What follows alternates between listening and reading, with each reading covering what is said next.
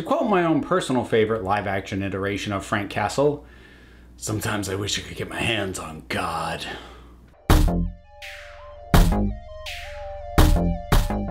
So the first full proper trailer for Netflix's The Punisher series has come out, and there's not a lot that I like about this.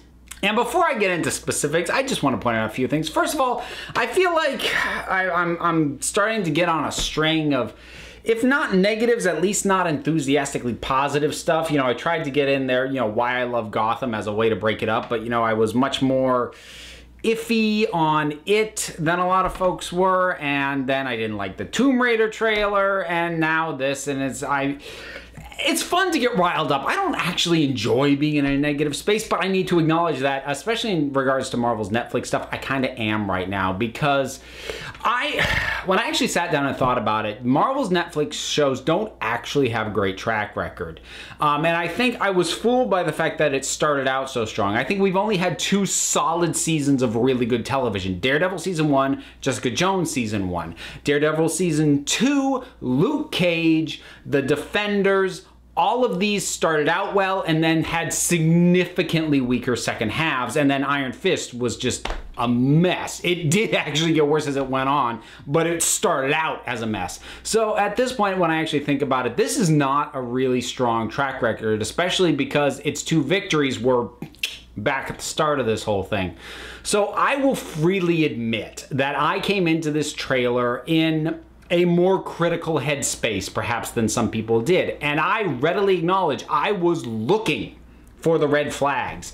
And I would say I'm sorry for that, but honestly, I am more sorry that Netflix has been on a downward trend, or at least has forced me to reassess them, and I now can't help but be more defensive and not get as blindly optimistic about it. That's just where I'm at right now. So my thoughts on this thing. First of all, I liked Jon Bernthal in the role in Daredevil Season 2. I thought he was good. I thought he worked. But this trailer, I could go on and nitpick about a ton of little things that I didn't like, but really pretty much all of it revolves around one thing, and that is what I feel is the excessive emphasis on military. And I need to be really specific about that, because I'm not talking about, oh, he's got a military background. Frank Castle's always had a military background. That's actually really vital. It's really vital to the way he thinks, he processes, his methods, all of that stems from that. But this trailer, it's implying a military conspiracy, and I'm seeing him fight and gun down soldiers, like guys in full tactical gear with assault rifles, and everything about that rings wrong to me. And to try and explain why, Frank Castle, classically, his wife and his child were gunned down by the mob. That is why he is in a war against crime, like organized crimes in particular, when he's not being written stupidly. But that's why the man wages a war on crime. Crime killed his family. And this trailer has him say flat out, they killed my family to get to me, which first of all is a trope that I'm just done with. I'm really sick of as a thing. And now the fact that he was gunning down Irish mobsters before doesn't make a heck of a lot of sense. How was that in service of him getting back at the military organization that's responsible for his family's death? Part of me wants to say maybe I need to rewatch Daredevil Season 2, and maybe they made it more clear, and it was because I know there were some later revelations about the specifics of it, but I don't want to rewatch Daredevil Season 2. In any case, this shift between him fighting the mob and crime, drug dealers, you know, street thugs, and bad military people, it's a very different feel. It's a very different vibe.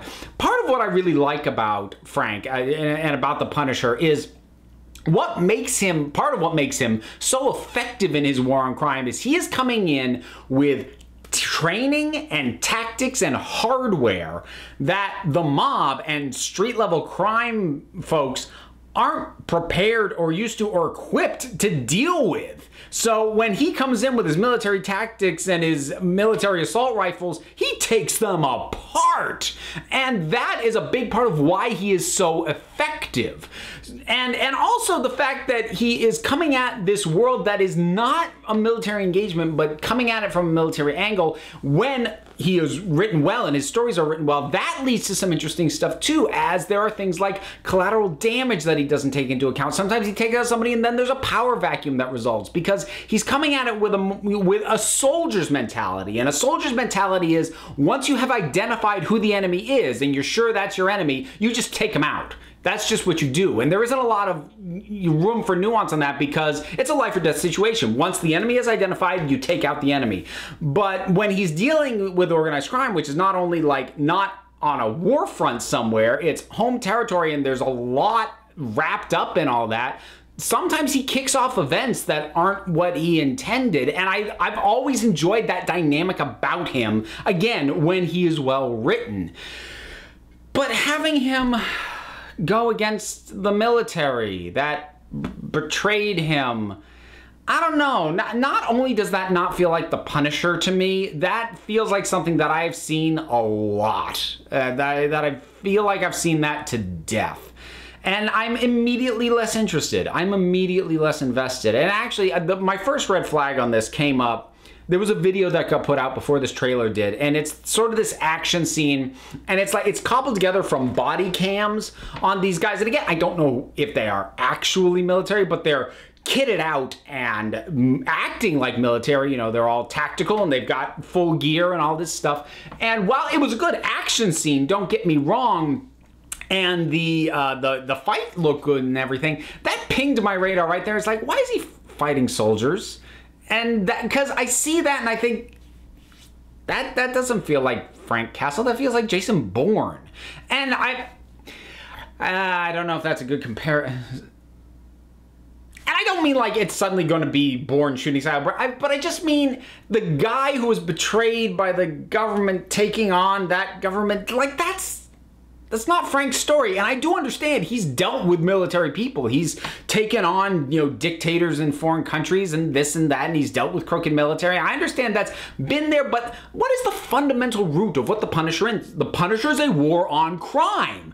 So the first season of his own show should be his war on crime. You could do him dealing with, you know, a corrupt military organization or a private military contractor or, you know, corrupt individuals in Homeland Security or whatever, like in a second season. The first season, do the fundamentals of the character, and the fundamentals of the Punisher is man makes war against crime. Street level crime, gritty crime, the kind of crime that just was infesting New York in the 70s and 80s when the character was first introduced. There was really only one moment in this whole trailer that felt like a true Punisher moment to me. And he's pointing the gun at this guy on the ground who's obviously unarmed and no longer a threat. He says, "What do you know about my family?" The guy says, "I don't know anything." He says, "Fair enough," and shoots him anyway. That is the Punisher. That's Frank Castle. And that's the only moment where I really felt like that was him.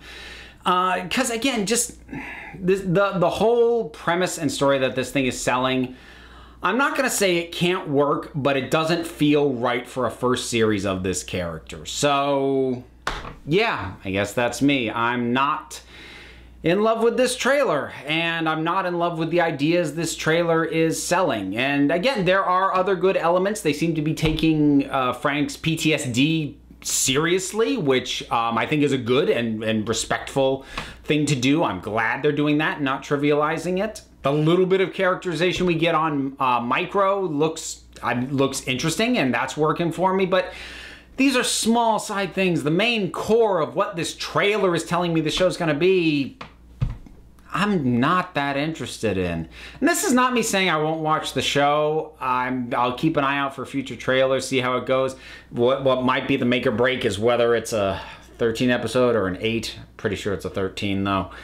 Because, like I said, the Netflix shows, aside from Jessica Jones Season 1 and Daredevil Season 1, have had usually 6, 7 good episodes and then things fall apart. Or if it's Iron Fist, it had one good episode. And I don't mean it had one good episode. I mean it had one episode's worth of good stuff spread out across 13 episodes in bits and pieces. So yeah, I'm not thrilled, not excited, and not happy with the fact that that's how I feel about it. So those are my thoughts on the trailer for Netflix's The Punisher series. What were your thoughts on it? Whatever they are, drop something down in the comments. Let's talk about it. Don't forget to like, subscribe, check me out on Twitter at Council of Geeks. Give a listen to the Council of Geeks podcast feed, available on iTunes and Stitcher. I am also one half of the Punch Like a Girl podcast, which will be on the Fire and Water Network starting in October. So give a listen to those, and until next time, this council is adjourned.